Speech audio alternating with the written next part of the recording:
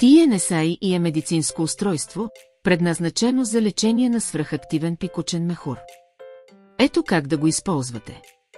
Съветваме ви да поставите капка гел върху всеки един от електродите, за да се получи добър контакт с кожата. Поставете TNSI и от вътрешната страна на един от вашите глезени. Долният електрод трябва да бъде разположен между ахилесовото сухожилие и емалеола.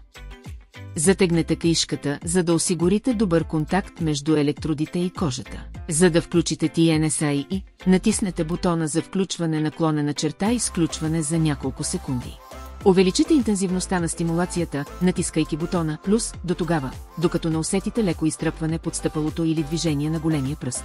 За да не усещате дискомфорт от изтръпването, намалете леко интензитета с помощта на бутона минус. Вашето лечение е започнало. Забравете за TNSI и продължете да се занимавате с вашите дейности.